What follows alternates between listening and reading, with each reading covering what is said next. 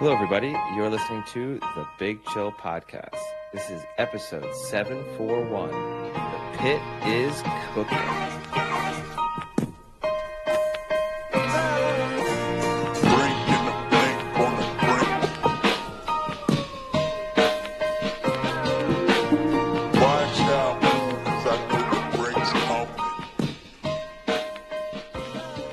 Hello, Big Chillians, and welcome back to the Big Chill Podcast. I'm Frank, joined as Eddie. Eddie, how's it going? Yeah, things are going pretty well. Recovered from my travel just in time to head off to London again tomorrow. But Haven't been there in forever. No, just make periodic stops into the Big Chill pub right by King's Cross. Did on the way back quickly, and so I can probably do it tomorrow as well. But now things are going pretty well. I know we don't normally start off with, pop culture and TV, but we do talk about the Pit, and the Pit is fucking cooking right now, Eddie.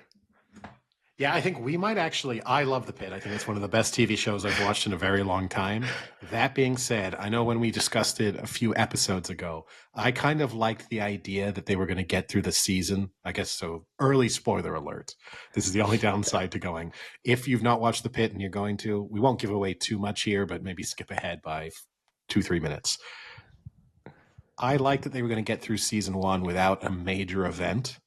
I thought that was going to be a cool just day in the life of ER doctors, nurses. And the fact that you had the big event thrown in, it's interesting, but I don't know if they really needed it. Did you really not think an event called Pit Fest would end up affecting the Pit? No, look, I saw it coming. There was a lot of story arcs building towards it. I still wouldn't be surprised if the twist is that it's not the kid who... Yeah. They think it is, but still, that seems like way too much of like pulling the strings together. Yeah, I hope it's Noah Wiley's like stepson. It's the girlfriend. That's even better twist. But Dad, thanks for the tickets. I wouldn't have been able to pull off this mass shooting without you. But it's really, really good, and I'm enjoying it. But there was that little bit of, oh, you were going to do something really different here. And in the end, you've not gone full like Grey's Anatomy, but we've got a lot closer to Grey's Anatomy than we were. Hey, but in the emergency room in Pittsburgh, this is probably once a week. It is true. I mean, it's America, so they have to deal with mass shootings a lot. So it is. And it's a trauma center too. So they are going to get, anytime there are shootings, they're going to get it. Yeah, no, it's not the most unrealistic set of events. And look, all it taught me is if I'm ever going in triage in a hospital, I want the guy calmly sipping his Starbucks as my asking for Christmas off. Yeah, as my hospital as I got wheeled in. First guy came in, he was like, "Dead, send him to the morgue." As he sipped his Starbucks. Guy's like, "Dude, it's just my pinky." Dead. Oh, damn, I didn't even order this. I wasn't even at Pit Fest. No, it was, but I'm enjoying it, and we can get on to Severance because Severance will have way more spoilers. So I think we should do Severance at the end of our episode, because otherwise that's going to be a hard thing to ask people to skip. But the Pit has moved definitively above Severance for me in TV shows I'm enjoying at the moment. This season 2 of Severance is way below season 1 of the Pit. We can talk about it later, but I was not very happy with this season of Severance as a whole. But when I said the Pit was cooking, Eddie, I wasn't talking about Pit Fest. I was talking about the full-fledged birthing scene we got to witness. You don't see that quite often on television. No, that was quite full frontal. The Pit went there. Yeah, they did. They saw Game of Thrones and House of the Dragons, and they saw their birthing scenes, and they were like, "Oh, you think a little screaming and blood is bad? We can fucking top this shit, no problem." The difference is here it feels as if it contributes to the narrative, whereas House of the Dragon, it just felt like unnecessary gore. But yeah, no, definitely that was. But that type of thing, that didn't bother me at all. Whereas some of the more graphic injuries have occasionally, they don't bother me, but I have, there it does feel a little bit more sort of attention grabbing. Yeah, but definitely, I mean, the Pitt. So far, I think the Pitt is the best show this year. Yes. Now, getting us back onto the sports track before we revert back to TV and popular culture at the end of the episode. I know you've had a little bit of a tough week, so I thought, let me get a topic ready that will cheer you up. And I know nothing If it's cheers. lift off, I will fucking It's kill not. you. Nothing cheers you up more than a little bit of Niners and Trey Lance bashing. And it looks as if Trey Lance's NFL career might be over. He's struggling to find a team now that his short tenure with the Dallas Cowboys has come to an end. And I thought that I would just run through some of the statistics on Trey Lance's NFL career, college career, and high school career, because there is a very real chance now that Trey Lance will retire from football, having attempted basically 500 passes across his entire high school, college, and NFL career. It's unbelievable. Yeah. And is making what 15 times more money than Brock Purdy. Yes. So he has earned but in comparison, 13 quarterbacks through in the NFL through more pass attempts last season than Trey Lance has attempted in his entire footballing career. Tom Brady's thrown more touchdown passes than Trey Lance has attempted passes. And this is high school, college, and NFL. Yes. We're not putting in Pee-wees. No. The cutoff point was high school. Since high school, so college and NFL, he has effectively been paid $68,000 per pass attempt. Jesus. So if you want to break it down more professionally, he started 5 games, played in 12, completed 81 of 143 pass attempts, threw 5 touchdowns, 4 interceptions, and a total of 1,063 yards. So that sounds great. It doesn't. Yeah, $6.8 million per start, $2.8 million per appearance, $420,000 per completion, $238,000 per pass attempt, $6.8 million per touchdown, $8.5 million per interception, and $32,000 per yard. Wow. It's insane. What a Niners organization. Great draft picks. If Tom Brady had been able to earn the same amount per yard as Trey Lance has so far, Tom Brady would have made $2 trillion. Just in the NFL. Yeah. Well, it's 2.8. The real number is 2.8 billion is the actual just NFL. His NFL yards. Yeah. If Tom Brady just from NFL career had been paid at exactly the same rate as Trey Lance has earned, he would have earned $2,420,576. Wow. That's insane. Yeah, it's not a great look. Who's the bigger bust? Kaepernick, Garoppolo, or Lance? So I think true bust, you have to say it's Trey Lance because he's a first-round pick. They gave up reasonable draft capital to get him, and he never showed any real capabilities, whereas, both Garoppolo and Kaepernick made it to a Super Bowl, so it's hard to be too critical of them. But I think in terms of potential that was shown at one point that was unfulfilled, I think Kaepernick is the bigger disappointment. That if you were waking up from a coma now and you'd entered that coma, you're in the pit, and you entered during the blackout of the Super Bowl. Yes. No, right before the final pass was thrown at that Super Bowl, when you're like, the Niners had 1st and goal from the 6-yard line. They won the Super Bowl, right? How many Super Bowls has Colin Kaepernick won? And it's like none. And he was out of the league within 4 years. I think that would surprise you way more than any of the other storylines. Yeah, that's crazy. But yeah, I mean, Giants fans get pissed about the Daniel Jones pick, but Trey Lance pick, probably worse. Yeah, so to put that in full numbers for people who are trying to do the math, so he attempted 97 pass attempts in high school. 318 in college, and 143 so far in the NFL. Well, So the college 500. was one was a COVID, right? He had like a COVID year, right? Is that He only why? played 1 year. He only started because COVID. He was at North Dakota, and they didn't play at all in the COVID year. So Yeah. he did lose a full year of play. So we can, even if you're generous, you can say, let's round that up to a smooth 400 college pass attempts that he would have had, and you still wouldn't be looking at great numbers. But yeah, for a total of 558. God, what a bad pick that was. I Yeah, hate no, to say I told you so.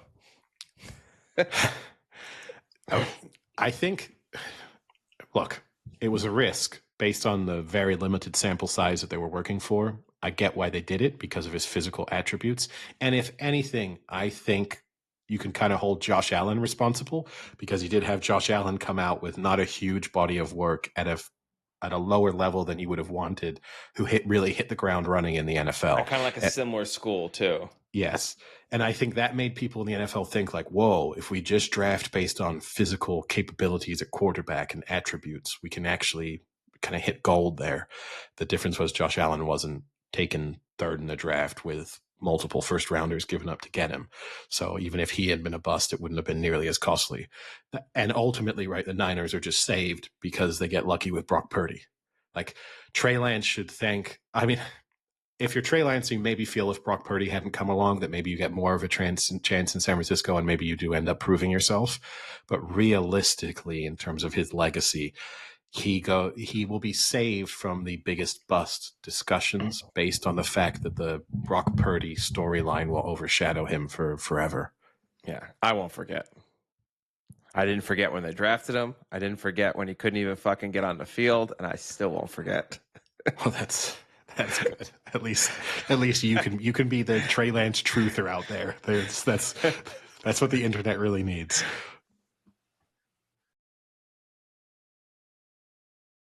So there you go. Hopefully that little topic, cheered you up a bit. Yeah, it's impressive. I mean, it's crazy that he's going to be out of the NFL already. Yeah. No, it's Do you think though, if you were the Giants, are you better off taking Trey Lance or Jameis Winston? Ultimately, I think the Jameis Winston move is amazing for the Giants because what I believe is going to happen is he is not a good quarterback, and anyone who thinks he's a good quarterback is crazy. He is not good. But he can throw the ball, but he is not an overall good quarterback. So they're going to lose a lot of games and get another good draft pick and maybe a worse enough draft pick that they can get Archie Manning. But at the same time, you'll keep people like Malik Neighbors happy because they'll throw the shit out of the ball. And Malik Neighbors will probably end up with like 1,700 yards passing. So he'll be fine. The organization will be happy because they've got this sociopath like cartoon character, a quarterback that can be entertaining for everyone and maybe bring people to the stadium. So I think it's kind of a win-win-win. The only one who doesn't win is Brian Daboll because he's probably going to be fired after this year. And the GM, who probably also is on a fast track to not having a job either. But I agree with you. If you want to tank, Jameis Winston is the best fun tanking option.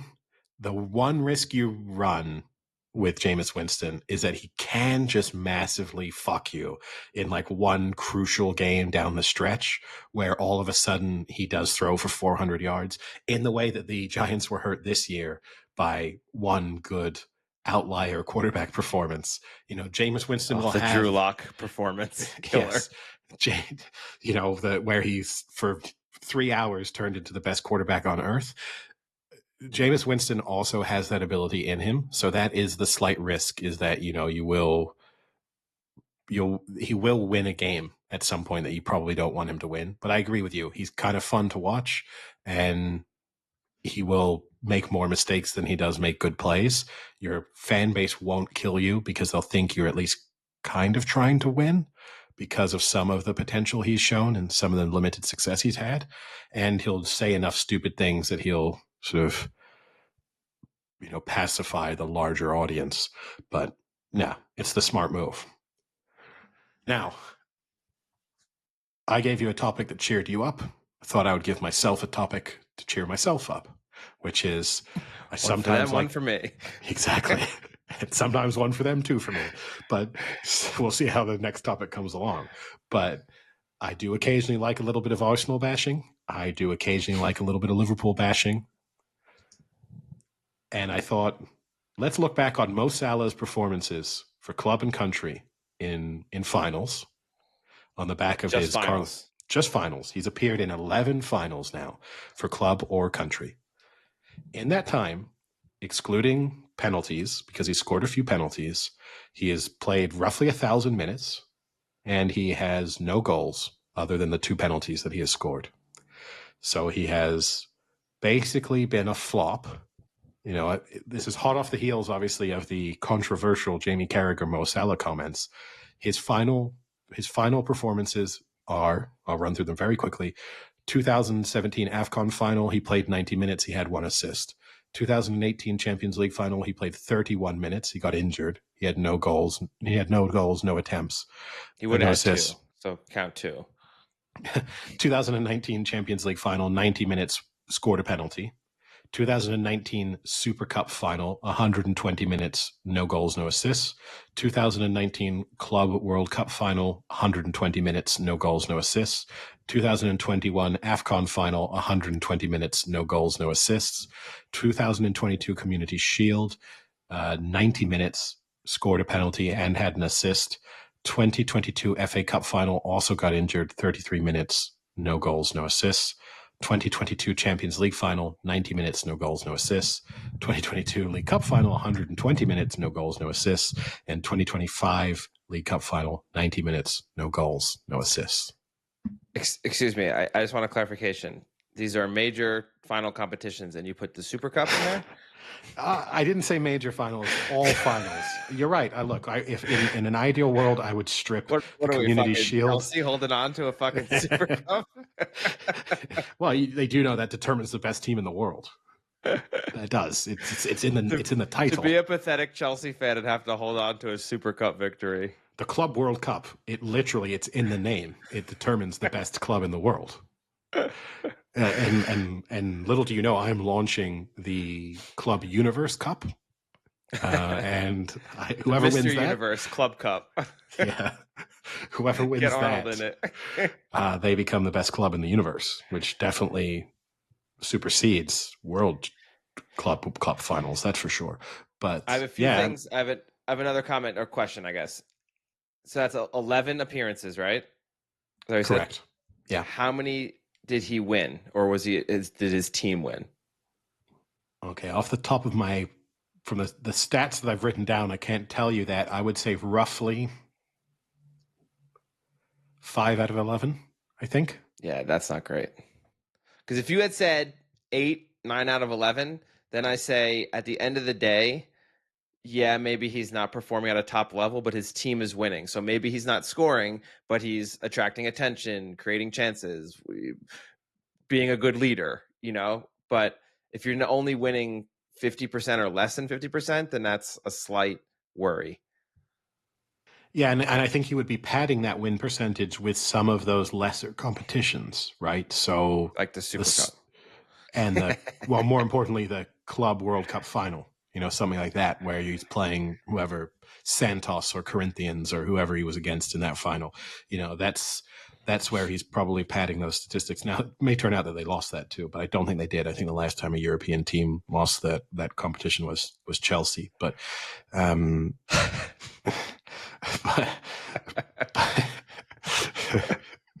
but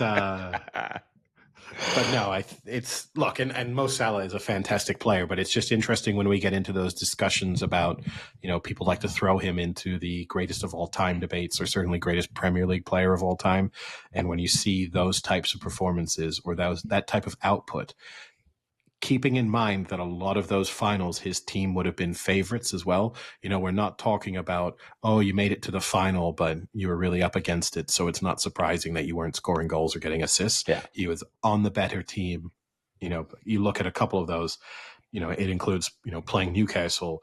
It includes some pretty mediocre opponents in some of those matchups. And again, I'm not trying to diminish Newcastle, but it's not as if Liverpool were facing prime Barcelona and he wasn't able to be the difference maker. And you gotta make fun of the Geordies like that. Now that we know where the name comes from, maybe we know one of the 5 places it could have come from.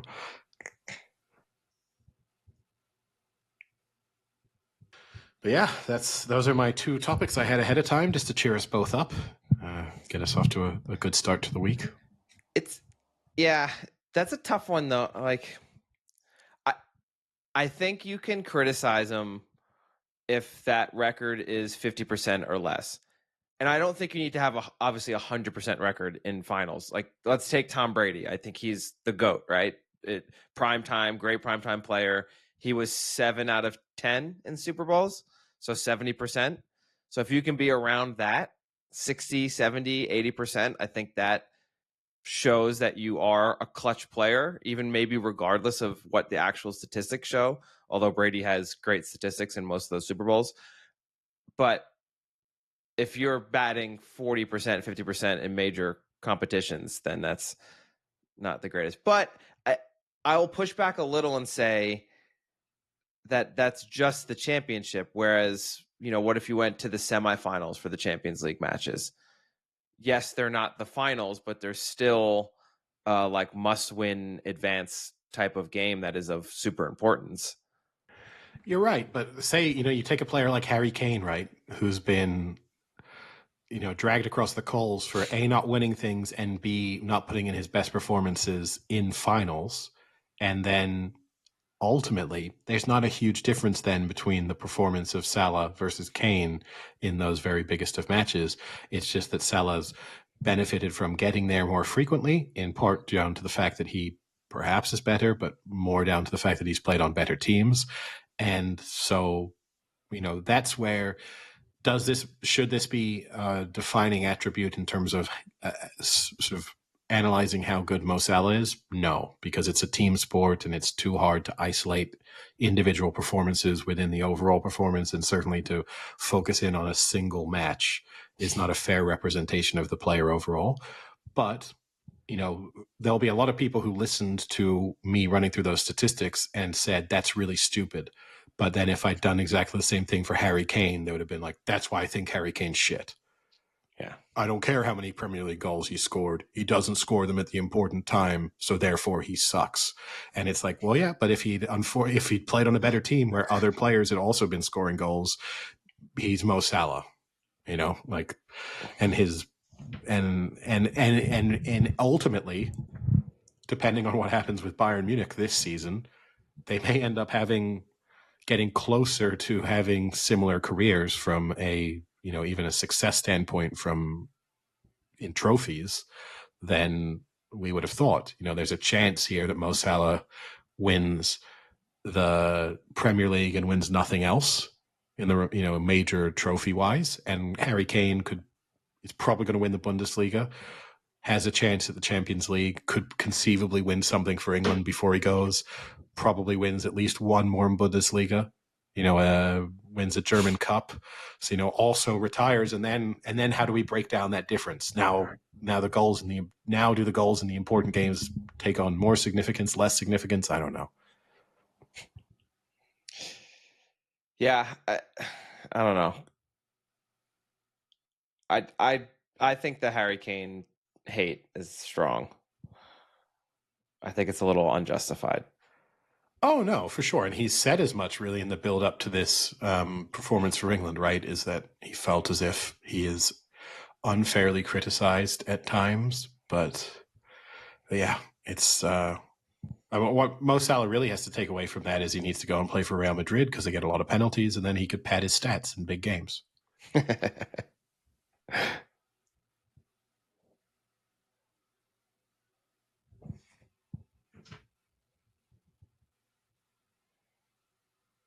All right. Any other sporting topics to cover? Well, we have March Madness currently going on, and it's decently mad. not the superest of March Madnesses, but there's been some upsets. Most notably, I picked Kansas to be in the Final Four, and they lost in the first round. They are the first team ever to be the preseason number one and lose in the first round of the NCAA tournament. Should have saw that writing on the wall. They were my sleeper Final Four pick. Out, bracket, done. And the worst part was, I said, I'm not going to put in a bracket this year. I haven't watched like one NCAA game, like not even really Arizona. I didn't really watch much this year. I was just too busy. And then like 2 hours before the deadline to submit, I said like, fuck it. It's only $50. Let me do the one I always do. And so I signed up last second, picked it like an hour before tip off. And then that first day it was done. Yeah. Yeah. The brackets, I don't know. I think as a neutral, the brackets, and as someone who doesn't really watch, like you, I watch a lot of college basketball. I will only ever really watch it at this point if I happen to be in a bar and a game is on. I'm not sort of, I don't view anything pre-tournament as appointment viewing. So I think I'm done on brackets. I think I need to accept that I don't get a lot of pleasure out of them. Best case scenario, I'm in the final. It comes to the final four, and I'm like fifth in the probability of winning. But realistically, I know I can't when I sort of crunch the numbers on what I need to happen. But I think at the least it gives you something to kind of root for, because I think even worse is then picking games. Because then I resorted to having to pick some games, and I was like, "Fuck it, let me do a tenfold parlay."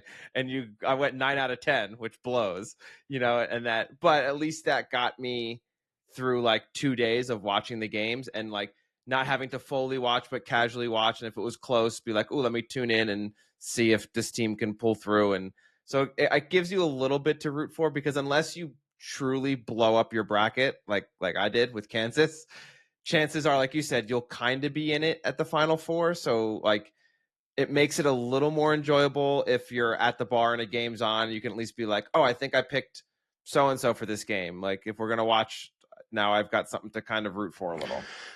I think it has to turn me into the person I hate, though, which is I think if I'm going to enter a bracket, Fantasy I football have to. player. Well, I have to start gaming it. I have to start just picking a team, an outsider, because that's the best chance of actually winning it. Is not to get 95% of the games right, but to just get one team's run to the final four right, and to be hoping for upsets.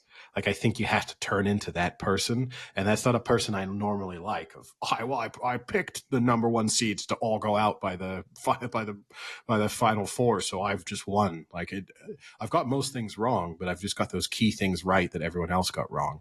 I think realistically, if you want to try and do well, or you want to have the fun run, then you have to be that person almost. Because if you don't have an alma mater that you care about, then otherwise you may as well just go pick a 5 seed and hope that they can make the final.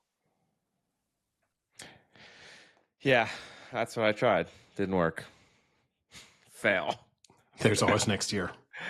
But I mean, I guess being in Arizona, at least I get to root for them, which is nice because they're a decent basketball team. But now they have Duke on Thursday or Friday. So that will be an interesting game to watch. I don't think they have much of a chance.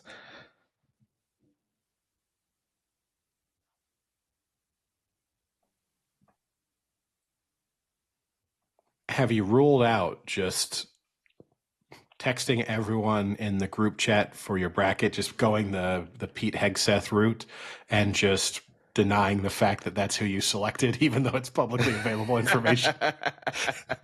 Maybe this is the move. You get to the end of March Madness and just claim victory, and then insist that the person sends you the money.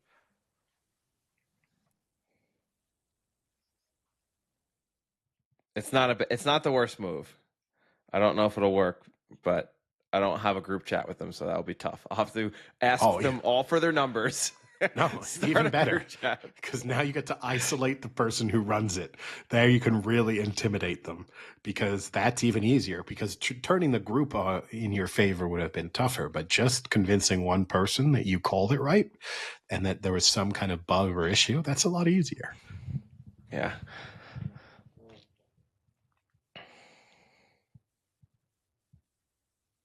Any other sporting topics? Obviously been a little bit of a quieter week with the international football break and the build up to the NFL draft, discussions about which quarterback's going where, who are the Cleveland Browns going to draft, seemingly Shedeur Sanders, but ultimately not too much to discuss in most of the major sports. Yeah, no, not much going on right now. A little bit of a downtime, and I think most of the sporting world is caught up in the bracket. So let's do it. Let's get to the Severance season 2 reaction roundup recap. So if you haven't watched Severance yet and you plan on doing so, then this probably is a good thing to skip. If you haven't watched the season finale yet, then I guess this is also something worth skipping. But I'll start things off. I really loved Severance season 1. It was one of the TV shows that I was looking forward to most coming back. It took forever, but I was really looking forward to it. And season 2, I would say, is a massive disappointment. I know we've spoken about it throughout the season. The thing that bothered me the most, even though I think they shifted a little bit away from the kind of lost approach of like, what's the clue, what's not a clue bit. But what I don't like is it's a show that now just feels as if it's constantly trying to be too smart for its own good. Like everything is a reference back to something, and oh, if you're not appreciating it on this level, then you're not really getting the show. And my simple summary on this would be, if I wanted that level to go through that level of analysis, I would read a book. I don't watch television to go through, do like mental gymnastics to be able to understand what I'm watching. yeah, this isn't uncommon for TV shows. So I think the example I can think of most recently was Yellow Jackets. Now, I know you didn't watch Yellow Jackets, but season 1 of Yellow Jackets was a phenomenal show. It was like super well done. It had enough like mysteries of like what's happening now, what's this future looking like. It was so well done. It ended, everyone loved it, and it, not that it got to their heads necessarily, like that they thought they were, like, oh, we've got the new show now, but it got to their heads in the sense that they kind of like, okay, now we've kind of set it how we want it. Now we've got to like one up it. We've got to make it 10 times more mysterious. We've got to make it 10 times more artistic. We've got to make it 10 times more confusing, and that's kind of what Severance did. And it's hard. Like it must not be easy, because I'm sure when you pitch a show, you're not pitching it with like 8 seasons in mind. You're like, here's my best fucking idea. What do you guys think? And then you kind of just go to do that. This is where I'll disagree with you. I think this is easier, because I actually think writing a show with the right amount of subtle hints and clues that are actually identifiable and then don't require that you freeze frame and rewatch and, go over everything with a microscope. I think that's harder. I think it's harder to have just a narrative that, and in the end, they've taken like the easy way out of, let's just bombard them with putting a Lumen logo here, or putting a weird German word that means something else there. And to the point where like, I don't think they even knew what they were going to do at the time. It's like, as they were doing it, it was like, hey, someone put a word in a different language there that means something kind of relevant to this episode, please. Like, do that quickly. Like, we just put that off. No, I agree with you. And I think season 1 wasn't really like that. Like, it had subtle hints and clues, but it wasn't like every single thing didn't have 8 levels of meaning to it. And I think maybe that's what's hard about doing a show, is they went in just having a great idea. And then when they found out that people like that aspect of it, like they like, my favorite word, the puzzle box aspect, then when season 2 came in, they were like, oh, now everything's got to be a fucking puzzle within a puzzle within a puzzle that's in a different universe, and like they really just went a little over the top. And what really sucked is then it took away from the characters. Like, you don't care about the characters anymore. Season 1, like, I was genuinely invested in like the relationships between each one of them, had like a slightly different friendship relationship, and it was interesting. And now it's just like, I don't like, they changed. They're from one episode to the next. It's like, wait, 20 minutes ago he had said this. Now he's like ready to fucking go and do that. Like, it was all over the place. I agree with you, and I didn't really care. It got to that point where it's like, I don't know what they're trying to uncover. I don't know why they care about whether they're in or they're out. There's sort of a lot of, for some of them, aside from the one central character, for the rest of them, it's like, I don't know why they're that worked up over it. But then the shame to me is actually then finally in the last episode, when you get that interaction between Mark's innie and his outie, and then ultimately seemingly the innie's decision not to leave and to preserve himself, you get faced with that interesting dilemma, which obviously they've danced around, but of this idea that no, you don't get to continue to exist. Like, he's basically committing suicide if he leaves. And that was a really interesting discussion point that could have been more present throughout the season, because they had lots of plot points that sort of had to do with that. But they kind of largely ignored it, and then they threw it all on you in the final episode, which is like, oh yeah, this is it. Why didn't you do more of this? Why didn't we have more of the talking about how these are actually two completely different people? I know they spoke about it a lot at different times, but it wasn't sort of the actual focus of the theme until that very end. Yeah, no, I 100% agree. And like, I'm not maybe out on it as much as you are. Like, I still think it's a top tier show. Visually and artistically, they do a phenomenal job. Like, the way they film it and some of the scenes they film are done amazingly. Like, probably some of the best on television, without a doubt. But it doesn't matter when what they're filming is like, doesn't make sense. So, just for the finale example, the whole marching band part, yes, did it look cool? Was it maybe fun for some people? Okay. But what the fuck does Lumen have a marching band for? And how on earth do they employ 50 people to run a marching band, but they don't have more than one person who does security in the largest company on planet Earth? They have 50 fucking people that can run a fucking drum line, but not 3 people that can stand in front of an elevator. Like, it's so stupid. And Like, just those they don't even plot really have points are any so security. dumb.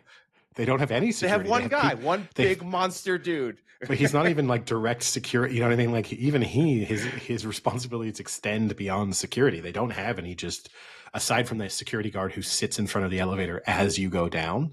There's no one else. There's no other time that you see a sort of security guard in this, huge company that's working on a top secret project that they definitely don't want to get out, where their only defense mechanism is basically, well, when you leave, you forget everything. But if some other random person came down who hadn't been gone through the process, they would be fine. They would just be able to walk in and out with all the information.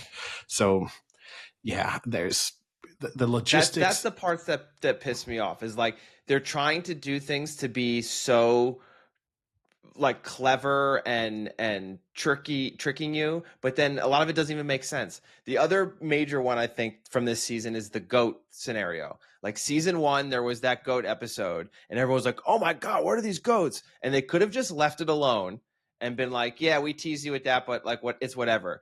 But they leaned into it because they're like, now we really got to fucking lean into it and make it even more confusing. So they did that stupid goat scene in like episode 3 that was really dumb. The mammals nurturable, whatever plays. And then they brought it back into the finale, and it still doesn't really make any fucking sense.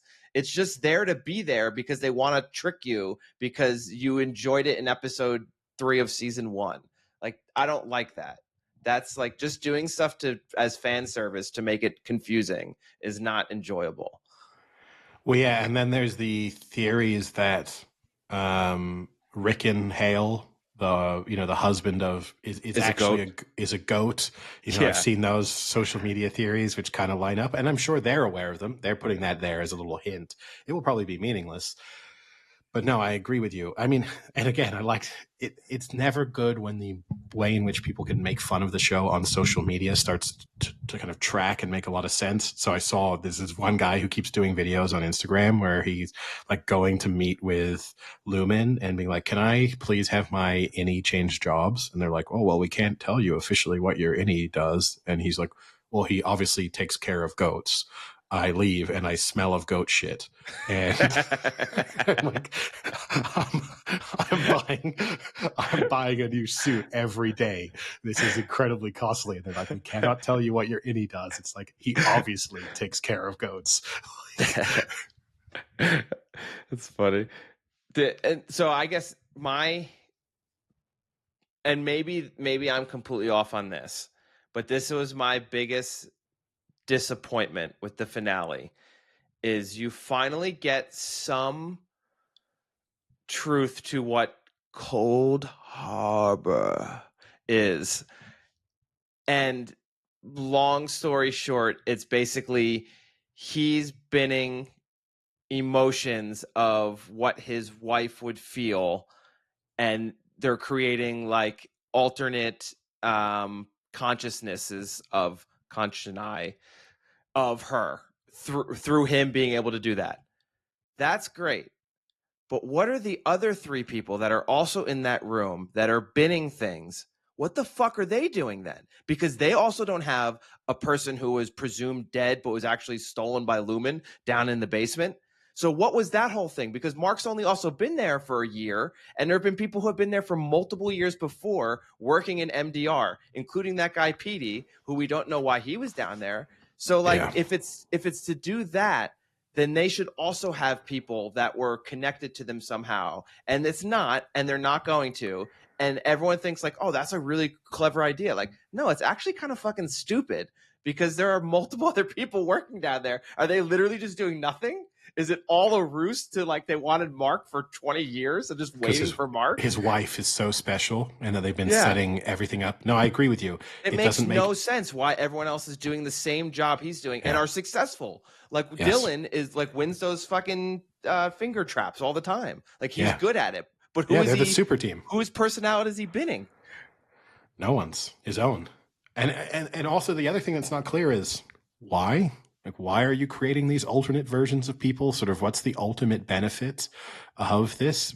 And okay, I'm sure season 3 at some point they'll kind of explain it, but compared to the severed version of them that already exists, what's the benefit of further separating their it seems like you've completely you've developed a technology that completely sever their one personality from the other. So why do you need to further separate them? That bit doesn't really, that's not super clear to me.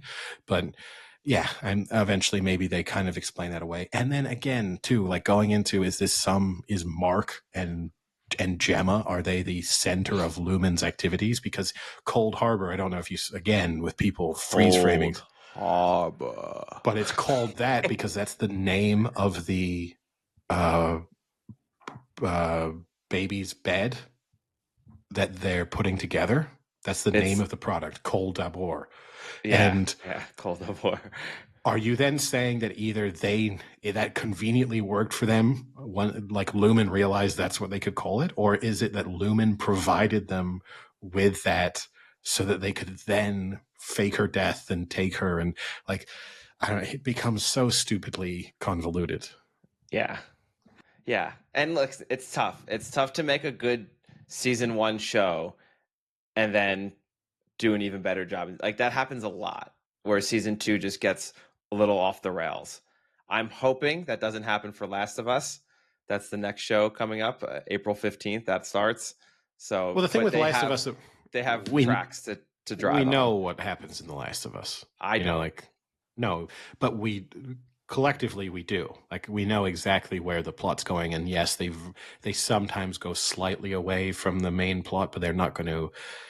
We're going to end up going where the video game goes, more or less, one or two episodes aside. So yeah, I think I'm much more hopeful for The Last of Us that they won't become so far up their own asses that they can no longer see the sun, which is, kind of what I feel about Severance now. Yeah. It is a shame because they do a good job with certain aspects of it, but they got a little too crazy about making it like Lost on steroids. And it's the perfect show for this era of the internet, right? Because people love debating things, people love looking for things, and it gets, for example, I saw the subreddits of people arguing, well, was that Helly or Helena at the end? Because Helly never does anything mean, and so getting Mark to like abandon his wife, well, that was something mean. But then at the same time, she references the equator, so if she's referencing the equator, it must really be her. Like people, it's great. People can argue about this. Did you see the one that they actually thought it was Helly up at the Chinese restaurant and not Helena? Oh. Well, I mean, this is the great thing about the premise of the show. Which doesn't make sense either, but you can just constantly say, who was it? Was it them? Yeah. Probably not. And even in this, I think Britt Lauer has come out and said at the end of the show, no, that's Helly. Yeah, she has. And people are still, well, you don't know what you're talking about. That's the show tricking you. That's what they'd want you to say. Yes, you're severed within the show. But it's good. But genuinely, I would put it at this stage. If someone now comes to me and says, I'm thinking about watching Severance, should I start it? I'm like, You just give them the watch season 1. But you can't do that to someone. Just watch the season 1. And no matter how much you enjoy it, don't do more. You're going to love season 1 and just end it there. I tell people still to watch season 1 of Yellow Jackets because now it's on Netflix. It's phenomenal. Like, it was such a good first season of a show, and you can just end it on that and be like, okay, I'm good. Then you can do the Wikipedia read through for season 2 and 3. Oh no, you do the YouTube summaries like I do. Yeah, that's sociopathic. Watch season 2 of Severance in 7 minutes. Also, on the TikTok thing, I don't know if you've seen I love when there'll be like a guy who will do if you look back on this scene in episode 4 and you zoom in to this, and then you look at this, and then you look at that, and then you reference this to that quote in the Bible, blah, blah, and then the end it's like, and what it actually means is Severance has no fucking clue what they're doing. Like, when it's like, it's really good. No, yeah, I've lost a little bit of faith in the show, and I will watch season 3. I'm so heavily invested in terms of the time that I've put into it, and season 1 was good enough that it warrants, trying season 3 out. But I'll put it this way, if season 3 is as bad as season 2, and then there's a season 4, I'm not there for season 4. There's definitely going to be a season 4. Well, if season 3 it's not going to be a 3-season series. If at this rate, it might get canceled. Oh, yeah, right. I wish. I know it's tremendously successful, but what if there was a Pitt Severance crossover episode? No, but I mean, it must be. Kevin Costner must be sitting there when you describe it. Oh, it's beautifully shot. He must think, man, I should have just put weird puzzle box sequences into a Horizon and American Saga, and then people would have lost their minds over it. Yeah, it probably would have. It's called Westworld. It worked great in season 1. And then you know what happened to Westworld? It got too puzzle boxy. That's a fine line.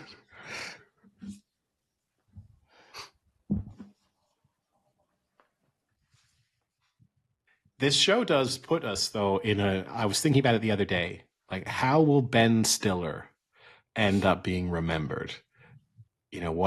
Which part of his career is going to be the nurse in Happy Gilmore? That's all it gets. An uncredited nurse in Happy Gilmore. Because he has made his name in the comedic acting. He has a few serious acting parts, some of which were fairly well received. Like The Secret Life of Walter Mitty is like generally, well thought of movie. And then now transitioning into very serious directing, producing.